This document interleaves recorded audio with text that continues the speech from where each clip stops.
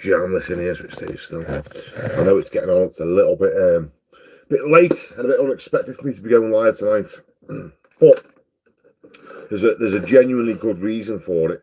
And when a few of you guys jump on, I've got a couple of questions that I just want to ask you now. Before we get into that, look at these. The thirsty ferret. This is what happens when you have ace customers.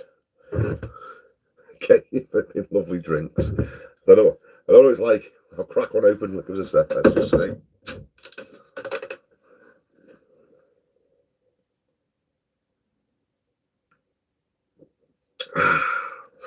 Thirsty ferret. It's a little bit fruity. Now, guys, the reason I wanted to jump on this now, and just because I'm not going to be long, so we're just going to do a few. So I'll ask you guys your opinion, get a few quick questions out to you, and just see how you feel about a few things. So, as you know, I try and do lives on a Sunday, yeah, like a Q&A. But here's my ultimate thinking. This is sort of how I'm feeling. I feel that them lives are a little bit shit. I feel like I should probably do a bit more preparation for them. Maybe have like an interesting story to tell you. You know, something to relate to you or some form of information about something, I don't know. But ultimately, I just feel that they could be a lot better. And I want to make them as best as possible. So, I'll tell you what my plan was, right? I thought to myself, it would be good if I could give away free stuff. I'm always getting people emailing me, asking me to review their products. And I always say to them, I'll review your product, but I want a few samples because I want to give them away to my subscribers. And usually they go quiet, or they try and get you jumping for about 30 hoops to do that. So stuff that off. But I didn't give up on you. I didn't give up on the idea of giving stuff away for free. So I know from time to time do like little raffles and raffle stuff off, but I genuinely want to just be able to just, you know, give stuff away. So what I've done is I've phoned the company, the wholesaler that I buy a lot of my stuff off. So I buy SBR, beads, scrim, screws, clout nails, dust sheets, all that sort of stuff, all from one wholesaler. And what I've done is I phoned the rep and I said to him, listen, I can plug you guys, you know, I can give you as a mention, sort of tell people what you do, like only briefly, you know, I'm not going to bore the life out of you going through price lists and stuff like that. But I could plug them. I said, and in return, I want to be able to give away at least a free gift. Nothing crap, you know, on a decent thing you can give away. And they're up for it. So that's one thing. Now we've got to finalise that. So that's one thing we've got to get a few questions out of you guys with, because I need a few answers on that. The other thing is, I thought, wouldn't it be great if we could sort of bring other people on the live with me? So I did a little post in the community section and asked if you could recommend someone that you'd like to see sort of, you know, like do a podcast with me, you know, like an interview, me being the interviewer, not the interviewee. I've been through enough interviews in my time. Off the record. So overwhelmingly the response was everyone said that they would like to see Blaine Gray. So he's got a plastering channel called Plastering for Beginners. You probably already know this. There was a few other people that have mentioned Joel Cook, Eric the Plasterer, Alex Morley, and then guys that I don't even know, guys that I've never even heard of. I mean, the mad thing is I don't even watch plastering videos. So you guys know all these old plasterers on YouTube, and I've sort of come across them. We sort of cross paths, and people mention different people to me, but ultimately I don't watch plastering videos. I watch conspiracy videos and all sorts of stuff on YouTube. I watch Donald Trump and conspiracy videos. But But people were mentioning guys that I don't know from different platforms. So that was quite interesting. So, questions that I want help with from you guys is, first off, sorry, I'm a thirsty ferret, just bear with me.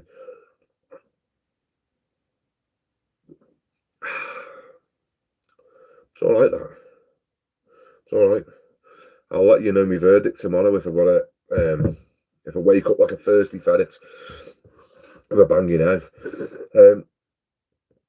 I want to know, this wholesaler that I want to give free gifts away from, they've asked me what do I want. They've asked me what do I want to give away.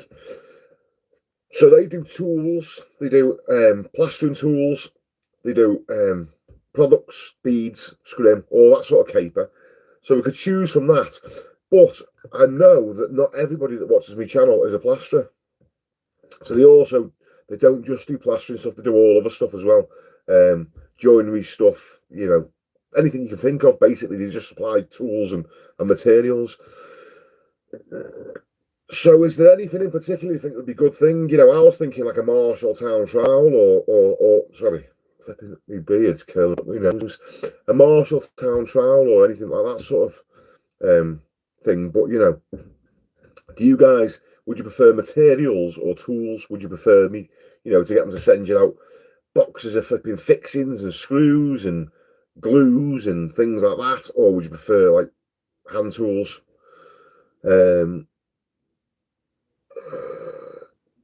Yeah, Robert Temple, I'm actually a joiner. See, that's what I mean. I know a lot of you guys aren't plasterers. Did they do Ferraris? Gotta say, it would be a speed skim SDS drill. Tool to hack with, anything's good. Tools will be easy for shipping. Hand tools. Okay, so everyone's going with the tools. Okay. Bear with me. Because I want to get it clear, and I want to be able to, you know, I don't want to be banging my head against the brick wall. So, tools. I don't think we're going to get, I mean, I'm saying this. They might come back and offer me flipping fantastic power tools. I don't know. I don't know what the sort of budget is that they can afford to give me for like advertising them. But also, I don't want to get into a whole thing where I'm like having to flipping keep advertising. You know, I just want to sort of mention them and put the phone number in the description, the website link in the description, and that's pretty much it. So, I don't know what I'll be able to get out of them, but hand tools I'll aim for. If we can get power tools, then all the better. You know, wouldn't it be ace if we could get like some cordless Makita drills or something like that? So we'll see how that goes. But they've agreed to it, so we're getting something. I'm going to get you guys something. Now, the other thing is, I'm not the most tech savvy guy. So I need you to give me a good idea of this as well. How do I pick who to give something to? Like, obviously, it's got to be one of you guys watching the stream. But what's going to be the best way to do it? Because the usual way, when I raffle something off, you have to click on and buy a ticket. But I don't want to do all that. I want to be able to just... I would love it, right, if people weren't so cagey and I could just say, Robert Temple, you've just won. You know, put your phone number in the comments and I'll call you now. What, you know, I'll have like me, you know, me wife's phone and I'll call him up and we'll do it like, you know, on the live stream. So I've got that's another thing. Things that I got. I'm just bouncing ideas off you. I need to find a good system for picking a winner who's going to win the stuff. You know, could be who asks the best question, or I don't know. I'm looking for suggestions on how to pick a winner, and then I'm also looking for suggestions on how is the best way to contact them. Maybe, you know, put your email address in the comments or email me at my email address. But then it's like, how do I know it's definitely that person? Because I was thinking, you know, I could get you guys to email me. But say I say Robert Temple's won. Well, there could be like other Robs online that think, fuck it, we'll try our luck and message me, you know, and it goes to the wrong person. So we've got that to deal with as well. So there's a few logistical things that I've got on my mind with this. Give it the young ones. Yeah, I was also thinking that, young apprentices starting out, do you know what Chris Rawls, she does all this text stuff support. I was real live and right, so I'm getting a few good answers here. So I'm going to go through these comments afterwards. So I don't want to read them now, and you guys have to sit there watching me reading comments. So we need to know a good way of picking the winner and a good way of contacting them. So I'm thinking ultimately people shouldn't mind putting an email address in the comments, and I can write it down. You can delete your comments or something quick, or I don't know. We'll have to figure something else. Wouldn't it be ace if we could find like someone that was someone who's just had the van nicked, someone's had stuff pinched, or they're starting out, maybe a kid that's trying to get into the trade, and he's he's not come from the most affluent of backgrounds. He hasn't, maybe he's not knocking single parent family, maybe he's just got a mum who's just doing the best to make ends meet, and and he's starting out, and someone like that, it'd be good. But how do you ask that without embarrassing someone? But anyway, there's a few ideas with the giveaways, because I've managed to secure something, so that's going to be a good little thing going forward. That's that. Now, bringing someone in as well, because I want to make these Sunday lives shit up, So I'm thinking, what can I do to make them more exciting? Little podcast interview, and we can ask. I can interview them and ask them all about the trade, and we can go into all about plastering and all that sort of stuff. But if you think this would be better as well, we can touch on them and go into different topics and talk about all sorts of stuff. So, for instance, everyone said, "Oh, get Blaine Gray." I reached out to Blaine, had a chat with him on the phone, and he's up for it. So Blaine is on the list. He's coming on. Reached out to Joel Cook. Joel said yes. So he's potentially on the list. And that's it. I tell you who I did reach out to as well. Kirk Giordana. So from Kirk Giordana Plastering Contractor. Now I like him because he's got a great name. But he's in California. So we've got a bit of a time zone issue that he mentioned. But ultimately, he's up for it as well. So could get quite interesting. So a few more questions for you. A few more things that I want your opinion on. Should we keep it solely on plastering, or should we talk about, all sorts of stuff? Just go off into any topic. What weird hobbies have they got? What are they into? What,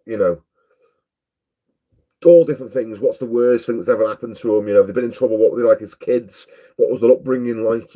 All that sort of stuff. Or should we keep it focused on the trade? That's a question I want. I mean, if you're watching this live now, just tell me your opinion. Ultimately, I don't want to do something and you're like, we don't like this. So that's why I'm asking you.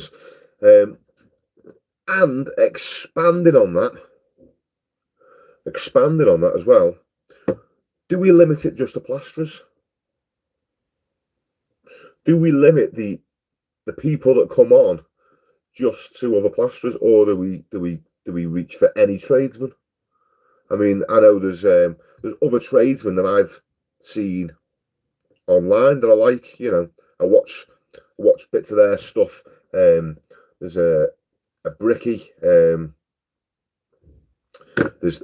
I'm not going to start mentioning names, but if you've got other people that you like watching, would it be interesting to get them on? And going further again, do we have to keep it to the trades? Can we just start?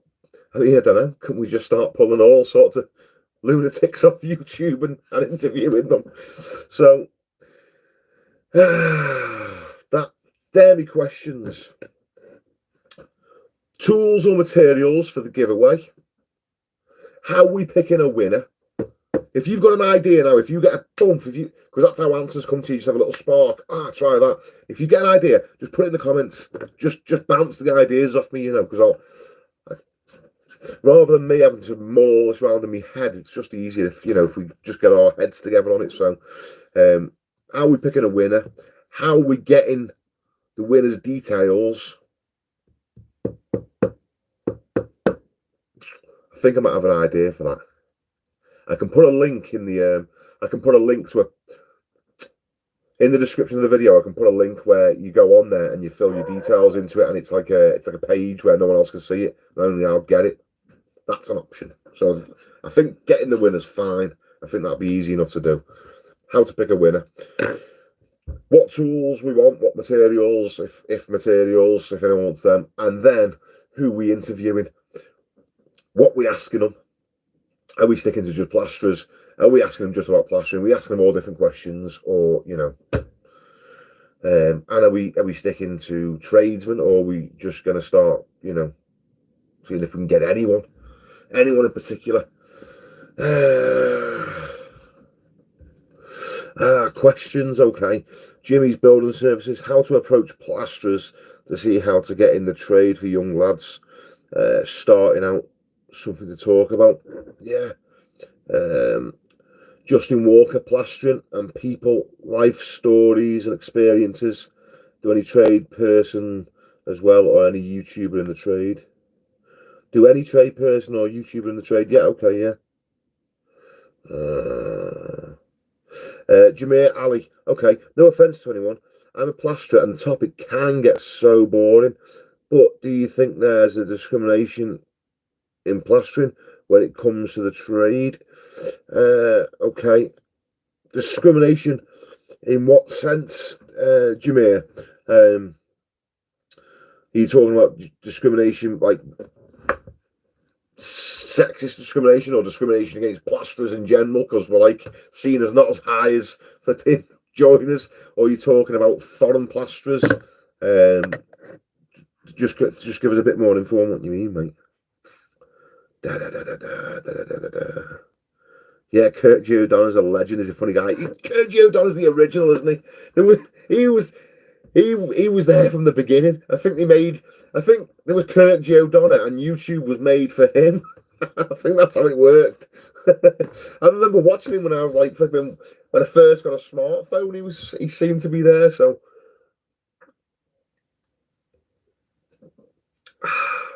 tell you what, it's all right that. I don't know me. I've been trying not to drink in the week. Well, I've been cutting down altogether. But when someone buys you the thirsty ferret, I mean, you've got to go with it, haven't you?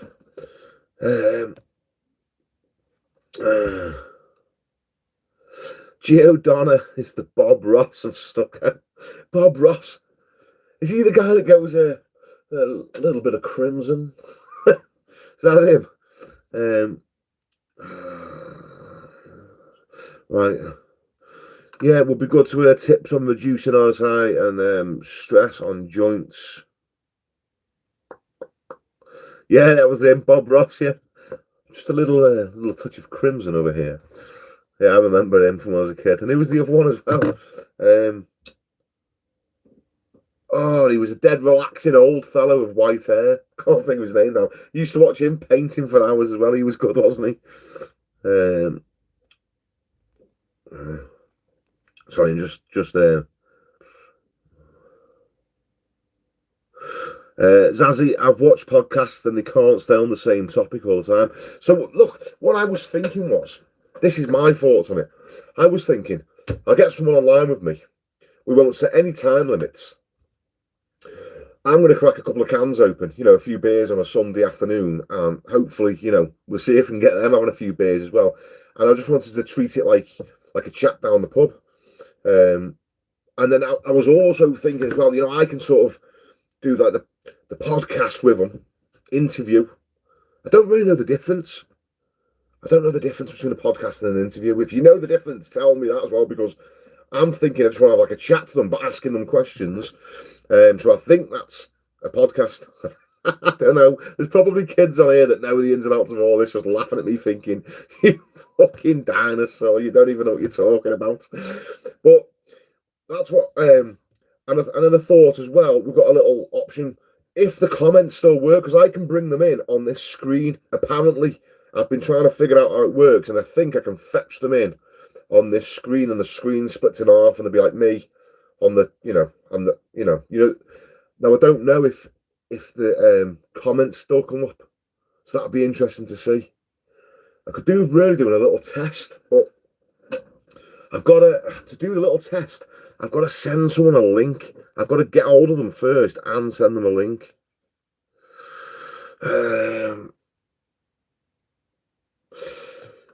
You and your dad, Kurt, that'd be funny. Do you know what, like, I'd have my dad, right? I would get, but it wouldn't work live. I would be like flipping on. Oh no, no. Can that idea? There's no way I am bringing my dad on this thing live, because he's uncontrollable. You can't sort of tame him, and he's unpredictable. So yeah.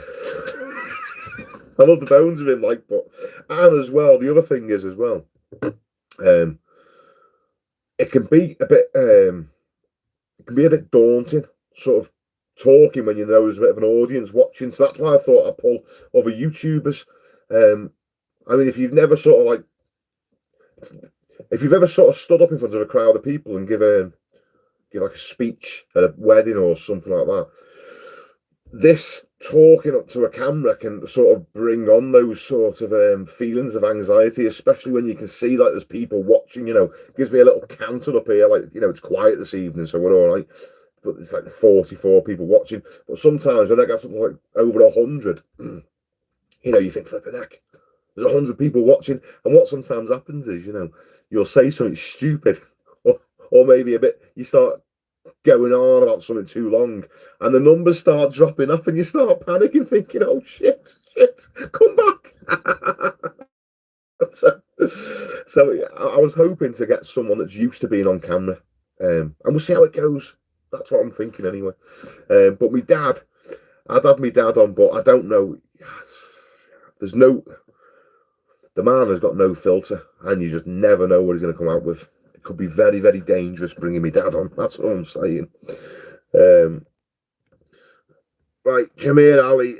Overall, I don't want to say colour, but you're a top tier plastering. Think you have reignited the old school quality plastering. Cheers, cheers, Jameer. Right, okay, yeah. So I see. Yeah. Do they think there's discrimination with plasterers from different ethnic backgrounds and stuff? I mean, I think in the building trade as a whole, that's probably more of a subject just for everybody to consider. I mean, where I am in Ellesmere Port, there's not many Asian lads at all. I mean, not just in the trade. I mean, there's just not a big Asian community where I am in Ellesmere Port. I think there is in Liverpool, but around here there isn't. So there's not many Asian lads in the trade. Black fellas, there's not. There's Dwayne. Dwayne's a plasterer close to me. He's a coloured fellow or a black fellow, however what you want to say, But I don't think I wouldn't discriminate against him. I mean, I had an apprentice once. Well, more of a mate of mine, and a cracking lad. So he just jumped in with me for a while because he quit his job, and Amir, and he was half caste. I mean, I didn't think that he faced any discrimination.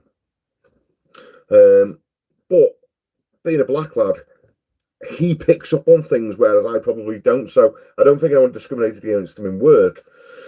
But he did say in the pub sometimes, people would just say little remarks to him and stuff.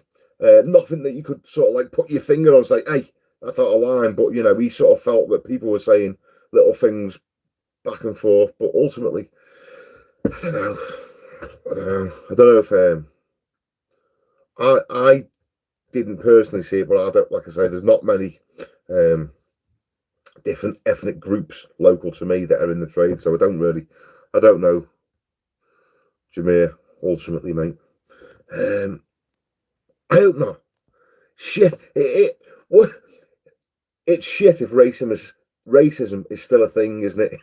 I mean, like, it's just like, if it is, my take on it is, right, all this, do you know what without going off on too much of a tangent, do you know what I think? I think the powers that be the governments, not just the governments aren't in charge. My ultimate, I mean, I don't want to start going down conspiracy theories. The people that sponsor the governments, the people that donate money to the Labour Party, millions and millions of pounds, or the Conservatives or whoever, they're who are in charge of the country. Not, I don't for 1 minute think that Boris Johnson is in charge. I think the person that's flipping boxing him off is pulling the strings ultimately. And I think that those people know if they can keep us divided, the whole nation, rich against poor, blacks against whites, Asians against flipping, well, the way that seems to be going, like with the Asian community and the Muslim community, there's a big thing about you almost feel like I feel around here that a lot of the Asian lads have got to sort of like justify that they're not terrorists, or that's how it was going a while back, And I think that the powers that be sort of like this division, because if the whole nation's divided, then ultimately, we don't stand up for ourselves because there's not enough of us to get together. That's my view on it. So I try and just be absolutely sound as a pound and lovely to everybody and treat everyone as I find them. I mean, we're all, it doesn't matter where you go in the world and what type of people you meet. They're all just blokes trying to look after their missus and kids. Everyone's pretty much in the same boat. Everyone is just trying to have the nicest life as they can, have fun, have a nice life, live by their values that they love, and ultimately their values are about, making their families happy. That's the whole world. And you get all these, vaxxers against anti-vaxxers and all this. Like, they just love creating little divisions in the population.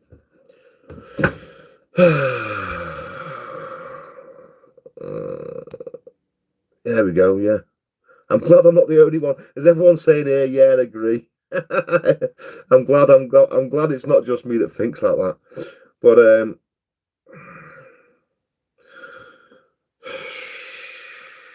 you'll be fine, yeah, natural mate. Thanks, Paul. I must admit, I don't get too panicky being online, doing interviews. I tell you what does worry me a little bit. This is the only thing I am a bit dubious about doing these sort of like podcast interviews. When we do get on subjects like that, sometimes, you flipping things come out fast. I'm quite fortunate. I can think as fast as I speak most of the time, unless I've had too many thirsty ferrets. But sometimes when you slip up and you say something stupid and you didn't intentionally mean it, and it comes out wrong, you can't take that back. And you can try and justify it, but once you've sort of said it, so that's the only thing that worries me over interviewing people. If we go off on different subjects, you could say something and it'd be sort of took the wrong way, not with the, but by the viewers. I don't think I'll be saying anything stupid. I'm going to try my best not to, but it'll be exciting, won't it? So anyway, guys, I don't want to keep you. It's 10:10. We've all got work. I just wanted to get your opinions on that. If you've got any recommendations of who you would like me to reach out to, it's not the easiest thing either, tracking people down. Trying to get hold of Joel Cook from Rendivate. Jamia, if you're still watching, we could ask Joel that. Joel Cook, if he thinks that there's any sort of discrimination, because Joel's a black fella, so we'll see what he feels, and even online, see if he's noticed anything. If we want, I mean, don't want to make the whole thing just about that because it'll probably piss him off, won't it? But we could ask him that if we can get him. Joel Cook's quite a hard fella to pin down as well. I've messaged him and he said he's up for it, and I've tried to get him on the phone, but it's like trying to herd squirrels, trying to get hold of Joel Cook.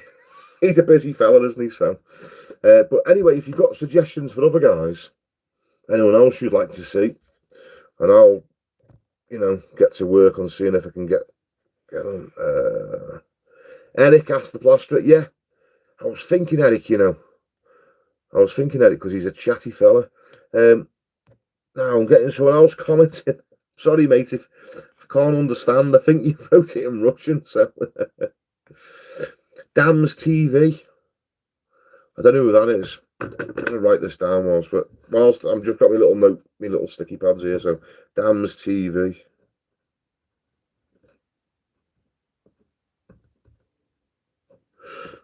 Here's a controversial subject for you. Well, see how you feel like. My best mate hates him. Lee Murray, me mate, best mate, another plasterer, absolutely hates him. My brother, our kid, hates him. I love the fella. Donald Trump. What do you think about Trump? People can't stand him. I think he's funny, mate. I like the fact he just says what he thinks, you know. The guy from Skill Builder and Topic Tools of the Trade. It's funny you should say that, Paul, the guy from Skill Builder, Roger, because Roger comments on my videos from time to time. Not every video, but from time to time, he just pops up and he'll put something nice on it. So yeah, I'll reach out to Roger. I know I don't really watch his channel. I've seen it because I ultimately went on just to see, like, you know, as my channel was starting to get bigger and bigger, I wanted to sort of get a feel for, you know, how big it was going to go and what other people were doing. And, you know, not that I wanted to follow what other people were doing, as you're probably quite well aware, I do my own thing, don't I? I just sort of make it up as I go along. But I wanted to sort of see where things could potentially go. And Roger's got thousands and thousands of subscribers, hundreds of thousands of subscribers, I think. So, because I'm just nosy, I'm interested in, like, you know, I know what I sort of like get paid off YouTube, and I'm intrigued, you know, where that could potentially go. Now, trust me, I cannot stop working to rely on YouTube. It's not even close. I mean, what I get a month off YouTube, I can do in a couple of days in work, like literally 3 or 4 days, and I've earned more money. So, and I'm getting, like, most videos are getting around about the 10,000 views on them. Roger's getting like 30, 40,000 views on them. So I don't know, I might be wrong, but I don't think he'd be able to just live off YouTube. But these guys that are getting like 1 million views, I mean, in different niches, man, they can live off YouTube 100%. Definitely.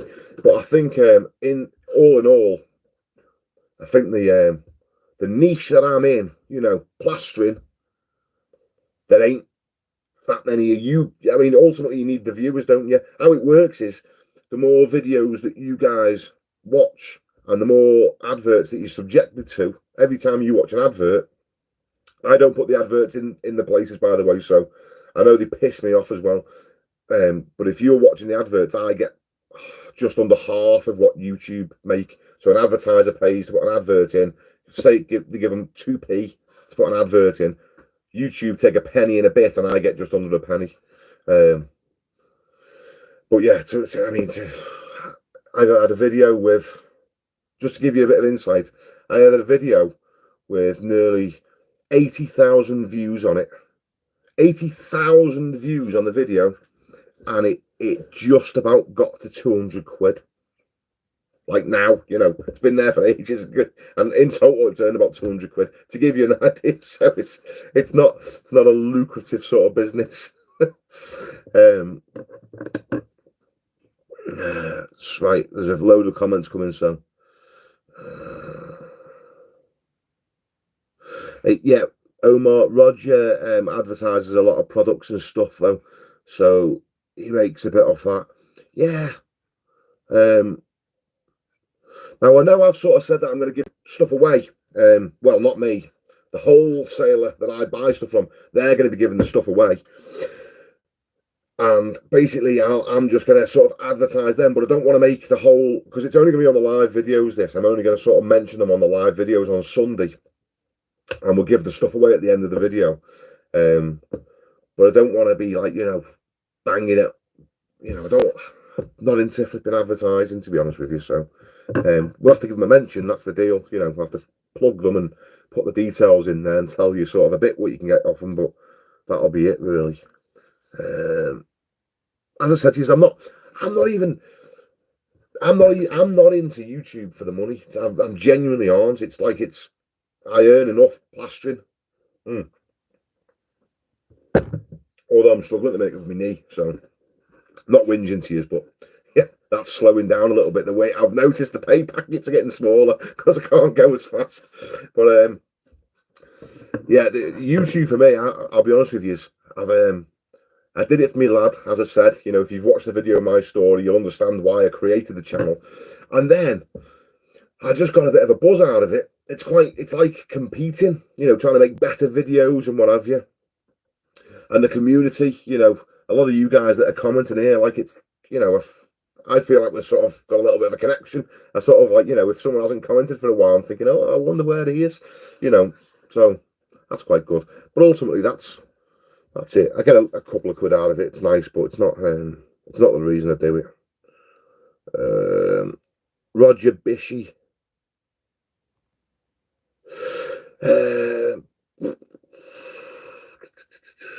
Mac Plastering Services. Yeah, that's a good show. Mac, the Irish lad. I do comment on his videos actually from time to time.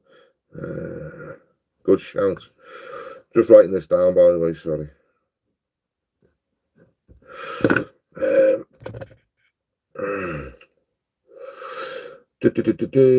Greetings from Germany.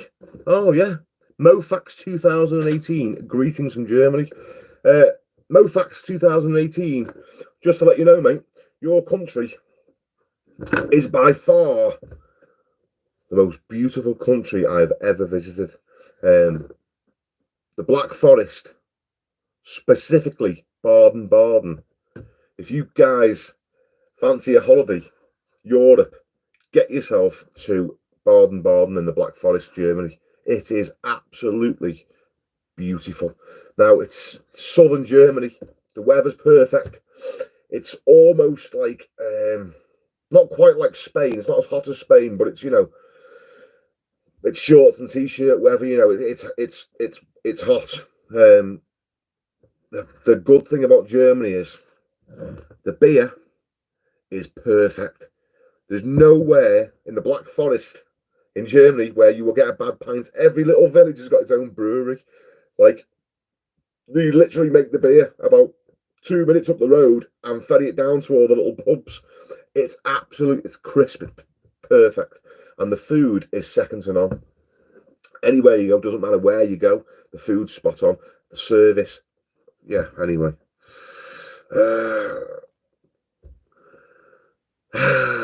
Mac is great. Uncle Bob on the troll. I plastered my mum's kitchen wall after pulling all the tiles off, and the plaster came off with them after watching your channel. Not the best of jobs, but not bad for my first go. Hey, fair play, mate. Now, I did see someone else's question here now. James Carr. Right, we're not doing a Q&A, lads, but I don't want to be on here all night. I don't want to be pissing you off on here all night as well when you could be watching more interesting stuff. All right, Kirkby, using your tip, starting in the middle of the wall and then going down rather than starting at the bottom. Wish I knew this ages ago. Seems to go further too. The handboard full. Cheers. Yes. So, in case you don't know what he's on about, when you're putting a wall on, you'll pull across the top first, you know, right-handed, starting top left to top right, and then you start bottom left to bottom right. When you do the bottoms of the walls, a lot of lads scoop the stuff off the handboard, go to the bottom of the wall, drag it up the wall, push it back down, and then up, and then go again. Yeah, so it's like up, down, up. 3 strokes. And I did a little short video a while ago on a technique that I used to use a lot on the building sites. And it's just taking the stuff off the board, putting it in the centre of the wall and pushing it down and then pulling it up. Which seems like nothing. It seems like, so what? That's, you know, it doesn't matter. But you'd only bend it over once.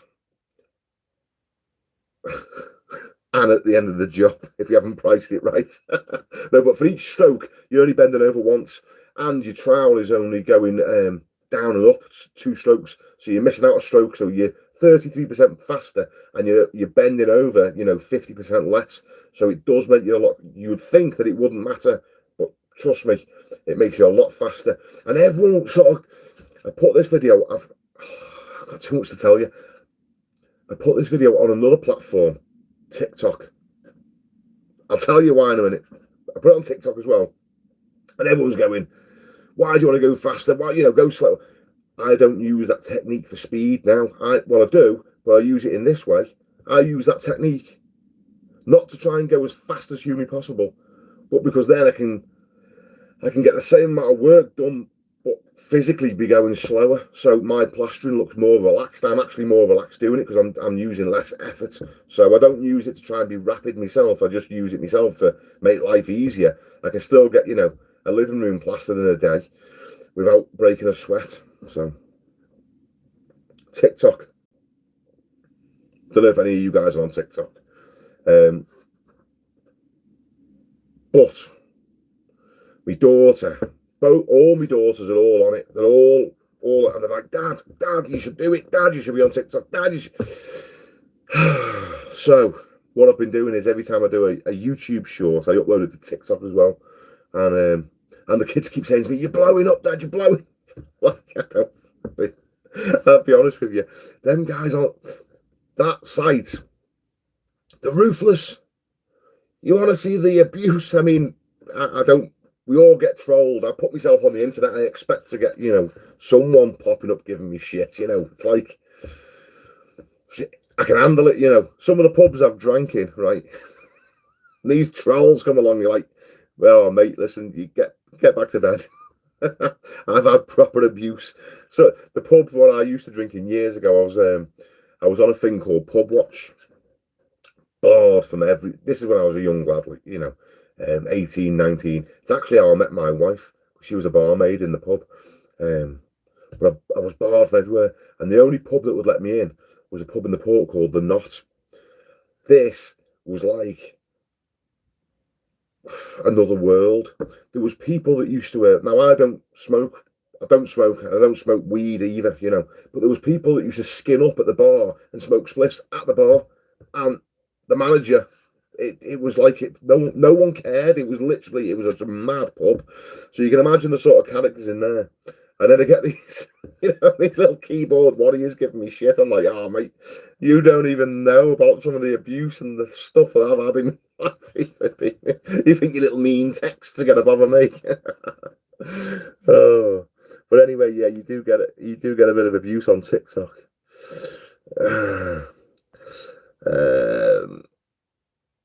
TT, Black Forest Gatto, yeah. Hey, the Black Forest. It's gorgeous, And it's where the cuckoo clocks come from. I mean, I'm not into cuckoo clocks, so I'm telling you. if you're a cuckoo clock fanatic, then get yourself to the Black Forest. But it's interesting because everywhere you go, they've all got cuckoo clocks for sale. I'm a beer fanatic, so that's why I like the Black Forest, because the beer's perfect. Beer, the weather's just right. It's not too hot. I don't like going abroad and cooking. I'm quite fortunate. I go dark. The minute I look at the sun, I get a suntan. But I don't sit in the sun. I can't stand it. My missus, she loves it. She wants to sunbathe. Everywhere we go, she wants to flipping just sunbathe. She goes white, red, peels, back white again. It's pointless. The whole thing's pointless, but that's what she likes to do. But for me, Germany, the climate's just right. The service is amazing. If you like good service, man, flipping, Mr. Johnstone. I'm like, oh, this is good, isn't it? I'll tell you another interesting thing as well. When you sat at the bar, they don't charge you for your drinks until you're done. You just get your beer mat put in front of you, it's like, and every time you have a pint, you just put a little line on it, give us another stein, stein of beer, grosser stein. You put a little, they just do that. So every time so at the end of it, you got 100 little lines all over there, and then you charge it at the end, and it's just nice because you feel like it's like you feel like they trust you, So it's a nice sort of atmosphere to be drinking in, where you feel like it's a trustworthy sort of place. I can imagine if people going about Dubai feeling like a safe place. That's what I'm trying to convey. You feel safe. You don't feel like there's any assholes or scumbags there, because everything's sort of like everyone's trusted not to even run off with a pint, so you feel a lot more at ease. That's what I think anyway. That's how I feel about the place. Patrick Hockey, great pub. Yeah, they're not. It was a mad place, they're not. But the locals used to police it themselves. That was the thing. We used to look after the pub ourselves. So if an idiot come in and started kicking off, or lunatic, he'd probably just get a bit of a spanking and turfed out. The interesting thing was, if there was a fight, which there usually was on the weekend, someone would end up scrapping with someone. The loser would get kicked out. So as long as you won, you'd get to stay. That's nuts, isn't it? Plenty of time. Plenty of times. The pub just didn't close. The only thing that closed was the curtains. That was it. So it didn't, you go in there on a Friday and you could literally stay there till Sunday. They just shut the curtains and you could carry on drinking. And Lee Murray, my mate, my best mate, who actually doesn't drink anymore, he was the one that introduced me to the place. He's about 15 years older than me, Lee. And I ended up on that pub watch. Like I said, I couldn't go anywhere. Every pub I walked into, I was 17. I wasn't even old enough to be in the pubs for the starter. But I got barred because my brother. I'll just tell you the story. Yeah. Have you got time? I'll tell you the story. Seems how we're all here. Just to tell you. We were at this one pub, and we were at an 18th party, and we had a great night, fantastic, and we had our girlfriends with us, me and my brother and our girlfriends. Now, it wasn't my wife at the time. I met her later on, so I had this girl, and she was a lovely little thing, dead little, right? Been at the 18th party, and we're leaving, we're going home, and on our way home, the pub where my parents drank, well, my dad, my mum didn't drink, where my dad used to go, was on the way. So we're walking past it. So bear in mind, we sort of know everyone in there, and it's just been took over by new management. New managers have got it. And we sort of got to know, well, my dad sort of got to know them a little bit. They've been there a couple of months. So we're going past. And when I'm out and about, I give all my wallet, my keys, my phone, everything. I give it all to my girlfriend to put in her handbag. So just being lazy. I haven't got to carry nothing. I haven't got nothing in my pockets. She has it all in her handbag with her stuff. So we're walking past, and we thought, we'll get a carry out. We'll get a few beers from this little pub on the way past. So we popped in, ordered the drinks, and then my brother, Craig, goes, I haven't got any money on me. And I went, Amy's got my wallet. Now the girls carried on walking. They had just gone a little bit further. So give us a minute. So I put my head out the door. Amy, I need me wallet. So the girls are, they've had a few. They're a bit pissed up, so they're taking forever to walk back. So I sort of skipped only about 5 meters out the door to Amy. Got my wallet. My brother, he put his head out the door. He's got the bottles in his hand, and he's seen me sort of skipping to Amy. So he's stood in the doorway waiting. Whilst he stood there, the manager's dad, who's the same age as my old fella, no, he's a bit older actually, he's seen us in the doorway and thought that we were trying to run off with the beer.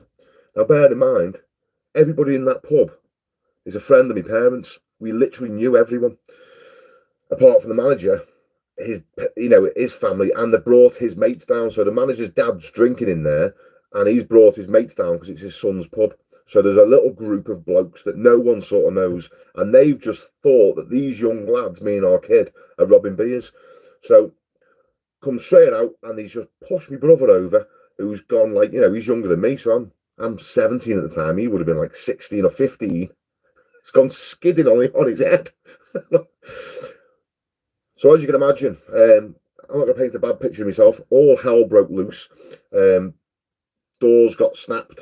Windows got broken. All sort. Anyway, because what happened was, my brother got up after a little bit of a scuffle. My brother got up to his feet, and he's tried to run at the doors to get this fella, and they've shut the doors and put the metal bar down, across the doors, so you can't get in. But they're only 2 little thin doors, and as our kids pushed them, as he's pushed like that, his fingers got in the hinge of the door, and they've shut the door back on his fingers. So now his hand is trapped in the hinge of the door on 2 of his fingers. So that's why it all escalated even more then, because it was only a little scuffle at first, but then he's got his hand trapped in the door. So I'm running, trying to kick the door in to get, I'm open the door, because I can see his hands in the hinge. So I'm kicking the door, and as that's happening, I've pulled his hand out. But as this is happening, all of our mates that have been at the 18th, because the pubs are like next door to each other, there's about 100 metres between them. All of our mates that are at the pub are all walking down, and all they can see is me kicking the door of the pub. So then you get 18-year-olds fueled up with ale. Next minute, windows are getting bottles thrown through them, and yeah, you can imagine, can't you? So, our fault. Shouldn't have even been out drinking, but that's what happened. So the pub got smashed up, and I got put on pub watch. And my brother, barred from everywhere. Couldn't get in a single pub in Ellesmere Port or Chester. We just couldn't go anywhere apart from the Knot. And when I went to the Knot, because my mate Lee Murray, who was working on the building sites with, because I left school when I was 15, I was working on the building sites, you see. He said to me, come the Knot, you'll be able to get in there. So I'm on pub watch. He went, it doesn't matter. It's not that sort of pub. Come with me to the Knot. So he goes down. I started drinking in there. And on a Thursday, big steel erector. There's a big steel erector that drinks in there. Big, horrible, angry-looking fella. But a lovely fella, but he just looks like a big, mean fella, And it's my father-in-law, right? But he's working in there at the time. And whilst he's there, his daughter needed a job. So he gets her a job behind the bar. And she works Thursdays so he can keep his eye on her. Oh, my God. My missus, right? She looked like Dolly Parton, but younger. She had big blonde hair, big knockers like this, little waist, curves, I was like, literally, I was in love. In fact, now don't forget, I had a girlfriend at the time, so I'm a little bit naughty, but I'm only 17, you know what it's like when you're 17, flipping dog with 2 dicks. I was in love. I've got to have her. I've got to have her. I dated her for 6 months before she'd let me stay over. And that was it. By the time that 6-month period had sort of passed, I was in love. The rest's history. Now we've got kids. And you think, she was a hot chick. We having, wild parties. Life was ace. And then you wake up one day and you're like, mid-30s with loads of kids and flipping bills and all sorts of crazy shit going on. But, right. Let's just see. I'm going to log off, guys, but I'm just going to see if anyone said anything before. I don't want to miss anything important, so...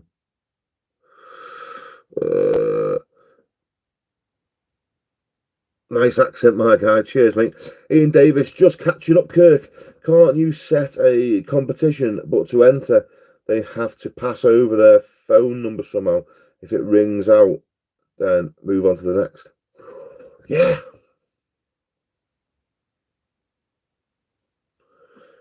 Yeah, we could do that. Could do like a competition. Yeah, and I could. Do you know what I was thinking as well? There's a bit of back end work to do with this, trying to set that up.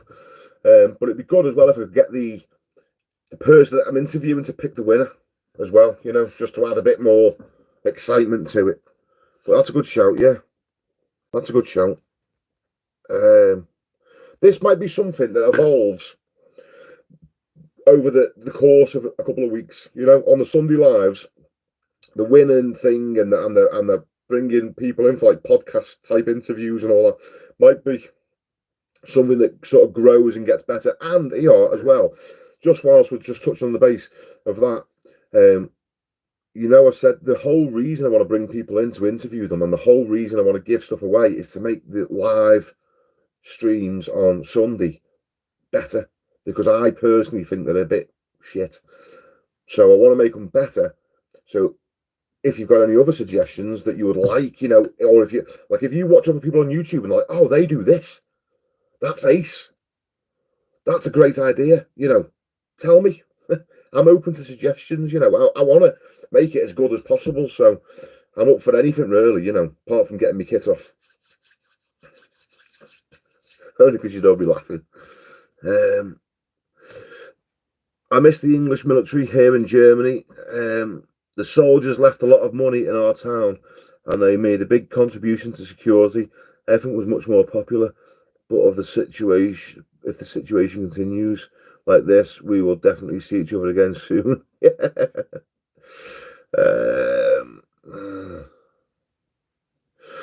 Paul's logging off. Yeah. Uncle Bob, love Kirk's chin wags, top bloke. Cheers, Uncle Bob.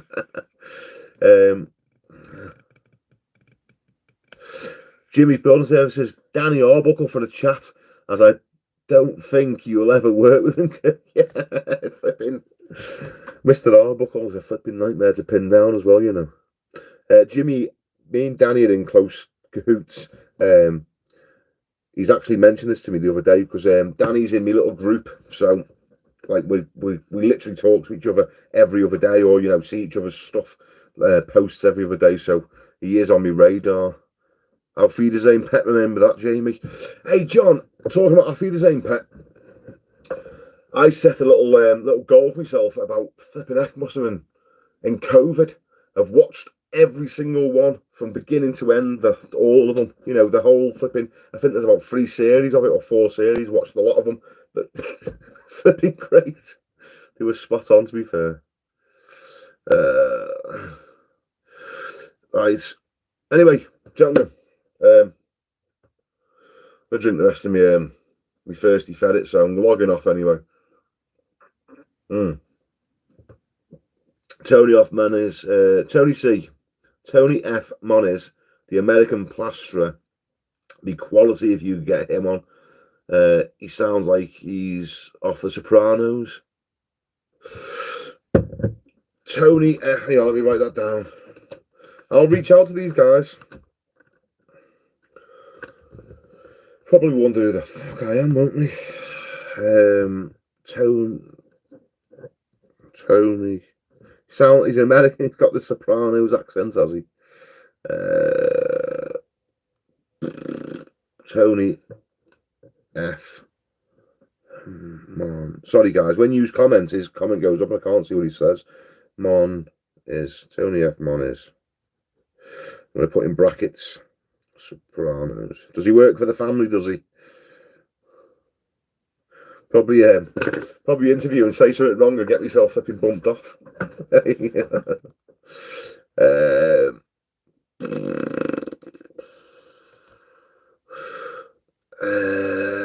Frankie 1994, top bloke Kurt, love the channel, mate. Mac Plastering will be a good one for the podcast. Yeah, I've wrote Mac down. He's on the list, mate. Mac's there. You can't see because of the light. Sorry, Mac's on the list. Sean Brennan, Kirks, what's your views on 9-inch solid brick external walls? If back to brick, hard wall, dry coat, sand and cement, or insulated plasterboard with vapor check? Okay, mate. To answer this question, I'm done. We're going. So, nothing else after this. John Almond, yes. Blaine's coming on. I've spoke to Blaine. He's coming on the live. A couple of weeks time. Blaine from Plastering for Beginners has got to go. He's got his anniversary coming up and he's going on a holiday. So as soon as that's done, he said about a couple of weeks time, 3 weeks time, he should be good to go. Now 9-inch walls. My view on 9-inch solid brick external walls. Right. This is the deal with them, Sean. You may already know this, so I hope I'm not teaching you to suck eggs, right? All walls used to be solid walls, right? And the plaster of choice was lime plaster. That was what everybody used. It was just, that was the standard thing to use, lime. Now, over the years, we sort of transitioned to gypsum, but around the same time that cavities were introduced. So when it pisses down outside and the external skin of brick gets wet, the cavity in the wall stops the moisture penetrating to the internal skin of brick. So you don't have a problem. Now, if it's solid, it doesn't matter, because if it's a solid wall and it lashes down outside and the moisture comes through and gets the lime plaster, lime's breathable. So the lime just lets the moisture disperse. That's why old buildings, don't suffer from rising damp. You look at some of these really, really old buildings, like the Tudors built and stuff. They haven't got damp problems. The wood might be rotting, but they haven't got rising damp because it's all lime mortar, lime plaster. It's breathable. It's fine. When you introduce cement-based products and gypsum-based products, they hold the moisture. It sort of absorbs it and keeps hold of it. So when you've got a solid 9-inch wall, that originally would have been lime plastered inside, or would have been done with sand and cement with lime finish. So when you get someone that comes along and then puts hard wall or bonding coat or drywall adhesive onto a solid 9-inch brick wall, it'll draw the moisture through. Someone gave me a great term for it on here, actually. Wicking. It'll wick like a candle, like a candle wick drawing you get the gist of it. So I would recommend either redo it in lime plaster, but I know that's a different skill set. You can do this. It's only your handboard and trowel, but there's different things that you need to know about drying times, thicknesses, and all that caper, and it's expensive. So if you can't go down the lime route, then I would use sand and cement with a waterproofing additive. Put waterproofer in the sand and cement coat, and that way then, if you use lime and the moisture comes through, it disperses. But if you use lime, you've got to use like breathable paints and stuff like lime washes, earth paints, and all. There's a whole industry of that stuff now. Or you can stop the moisture. It can come through the brickwork, but you stop it when it gets to the internal with some sort of barrier. Sand and cement with waterproof is about your cheapest option. Failing that, yeah, you can batten the walls off. You can gyp line the walls. Not touch them with anything. You can put damp proof membranes on. You can tank them. There's all sorts of different. I mean, there's probably a never ending flipping thing. There's damp stuff out now where you can put plasterboards on and they use like little silicone guns. How good that is! I mean, I've done a couple of jobs like that, but I don't rate it. I don't know. Ultimately, I like to replace things like for like if I can. So, my view on it would be this day and age, I'd probably sand and cement it. I'd probably float it with sand and cement and skim it, would be what I'm more inclined to do. And if you wanted any more advice on that, I'll quickly tell you. Scratch coat it with a bit of plasticizer in your scratch coat, but no waterproofer. And if you've never done internal sort of sand and cement work, this is how I do it. Scratch coat it with a bit of plasticizer in your base coat, but no waterproofer. Put waterproofer in your top coat, because the idea the waterproofer is to stop the moisture coming through. If you put waterproofer in your scratch coat, which you usually do outside to make the surface stay wet so you can rule it off or pattern it, whatever you're doing.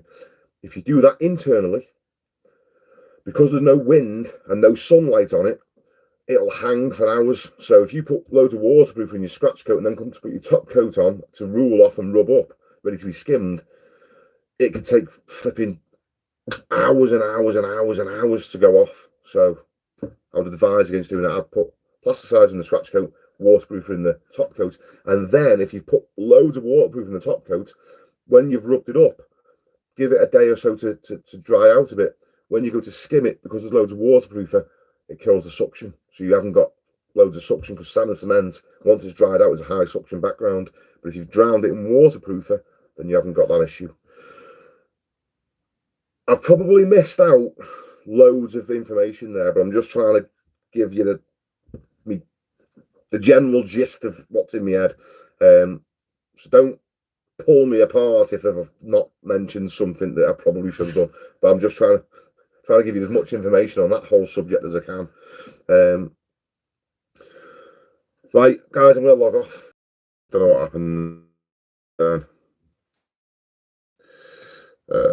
Don't know why that just Jimmy's Building Services. A couple of Aussies meant would be good to hear about that. Yeah, good shout. Sammy Watkins, have you got any rendering videos like how to rule off and when to float, etc.? One, it's not the best one, but I've tried to sort of cover it in the situation I was in. My videos I can't even think what it's called, but you'll see it. It's just put on the trowel, rendering. You're bound to find it. It's got to come up in there somewhere. Um, Sebast Sebastian Nordqvist. Uh, your house is so cool. Cheers, Sebastian. It's not my house. Right, look, I'll just give you a little... it's a bit of a mess in here, so I do apologise. Let me just show you. This is my workshop. I've got... Right, this is my workshop in here.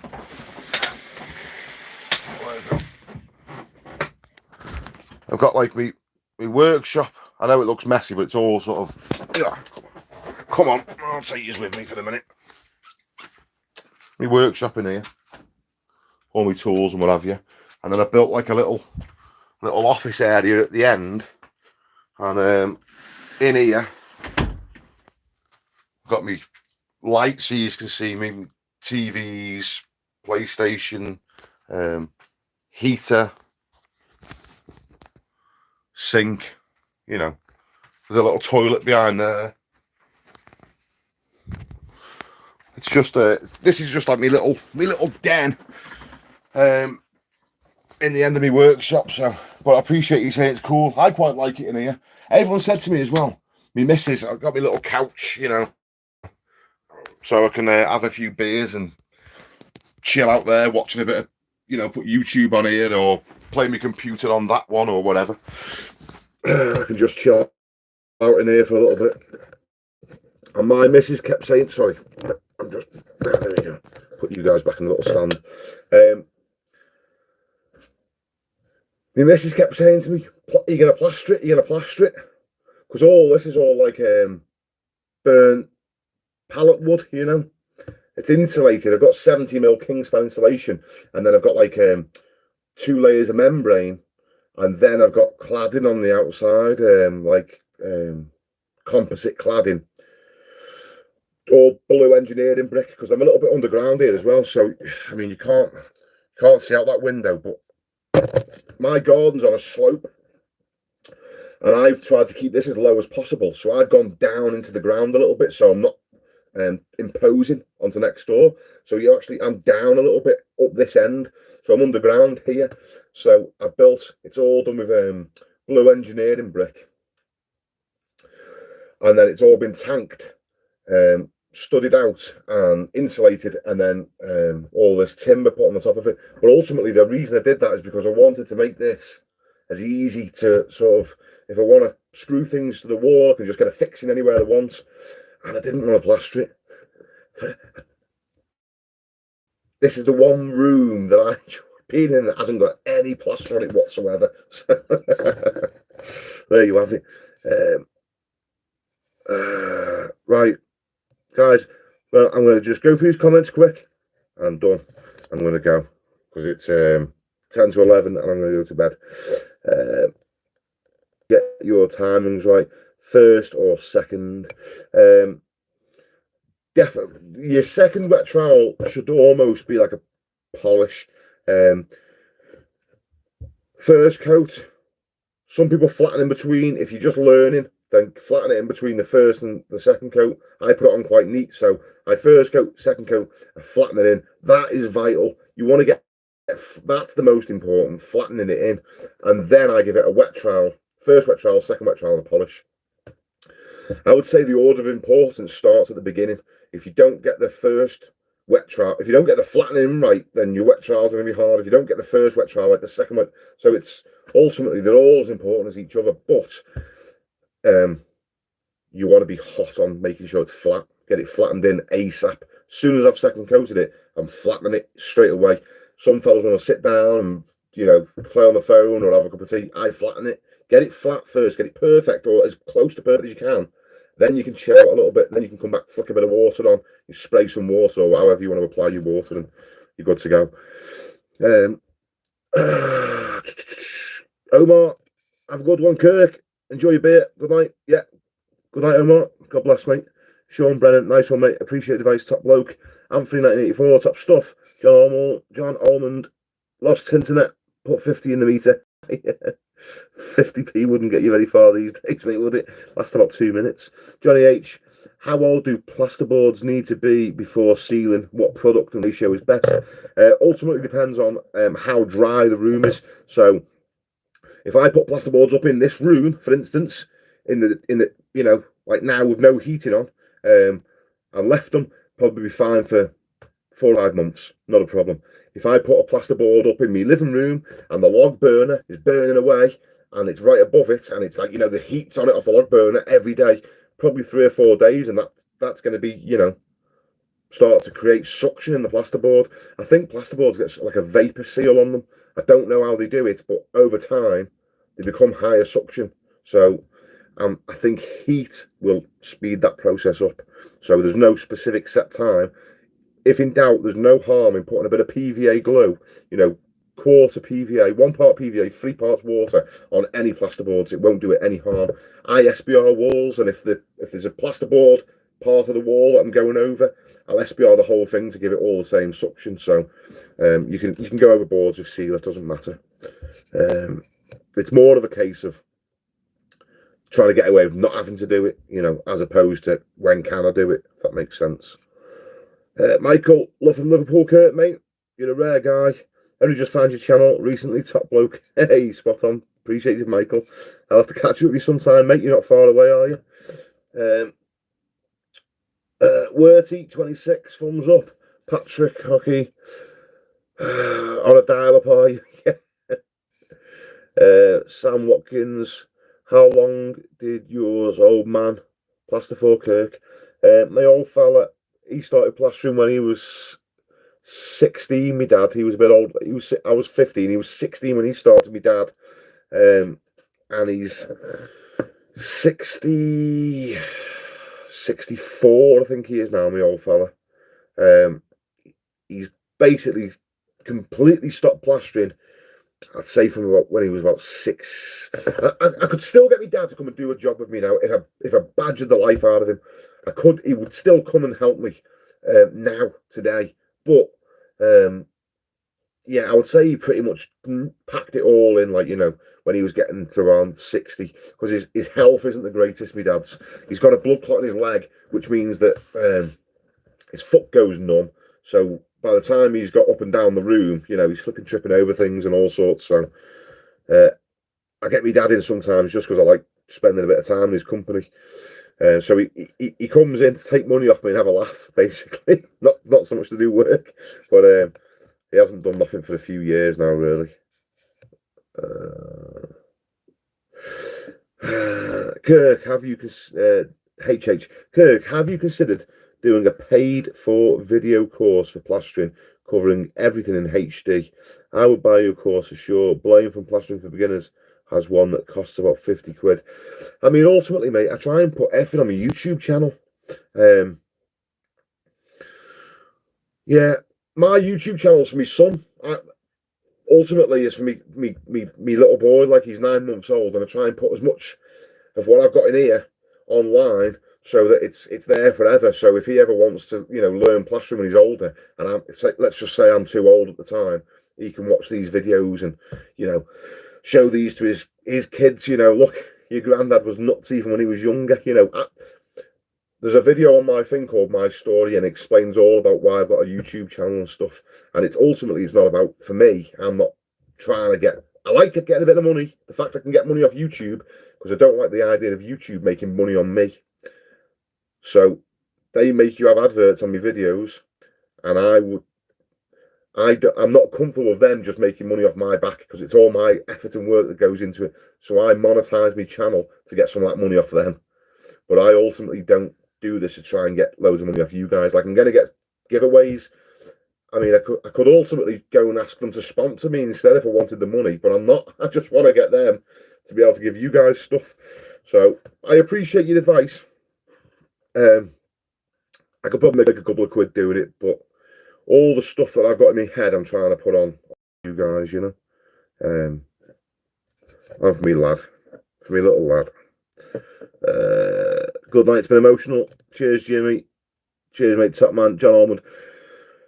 Boys, I love you all. Thanks for your input. Cheers for your answers and advice. Take it easy. Good night. God bless.